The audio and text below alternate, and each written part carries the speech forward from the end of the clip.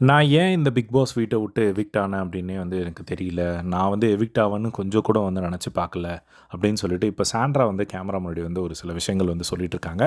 அது என்ன அப்படின்னு பார்க்குறதுக்கு முன்னாடி, இன்னைக்கு நைட்டு லைவ் முடிஞ்சதுக்கப்புறம் நான் வந்து நம்ம சேனல்ல லைவ் வரேன். ஸோ நீங்க வாங்க டிஸ்கஸ் பண்ணலாம். சும்மா ஒரு எண்ட் நோட் குடுக்குற மாரி ஒரு சில விஷயங்கள் வந்து பேசலாம். ஸோ இப்போ வந்து பார்த்தீங்கன்னா, கன்டென்ட்குள்ள போயிடுவோம். ஸோ இப்போ வந்து கேமரா முன்னாடி வந்து எல்லாருமே ஒரு க்ளோஷர் குடுக்குற மாரி, அந்த வீட்ட வந்து மிஸ் பண்றாங்கல்ல எல்லாருமே. அந்த மாரி வந்து கன்வே பண்ணிட்டுருக்காங்க சாண்ட்ரா. ஸோ அப்போ வந்து நான் ஏன் எவிக்ட் ஆவேன் அப்படின்னு சொல்லி நான் நெனச்சு கூட வந்து பார்க்கல. ஏன் எவிக்ட் ஆனேன்னு வந்து தெரியல. ஸோ நான் வந்து ஸ்டேஜில கூட வந்து எனக்கு பெருசா வந்து மக்களுக்கு வந்து ரிப்ளை குடுக்க முடியல. எனக்கு வந்து ரொம்ப கஷ்டமா இருக்கு. ஸோ இந்த இடத்துல இருந்து நான் வீட்டுக்கு போகுறதுக்கு உண்மையிலே வந்து இப்போ ரொம்பவே வந்து கஷ்டமா இருக்கு. இந்த வீட்ல எனக்கு நெறைய மெமரீஸ் வந்து இருக்கு. ஸோ நெறைய இடத்துல வந்து நான் அழுதுருக்கேன். நெறைய தனியா வந்து உட்கார்ந்திருந்திருக்கேன். ஸோ பிரஜின வந்து ரொம்ப மிஸ் பண்ணியிருக்கேன். பாப்பாஸ வந்து ரொம்ப மிஸ் பண்ணியிருக்கேன். ஸோ இந்த வீட்ல நடந்த கார் இன்சிடென்ட் டாஸ்க் ஆகட்டும்.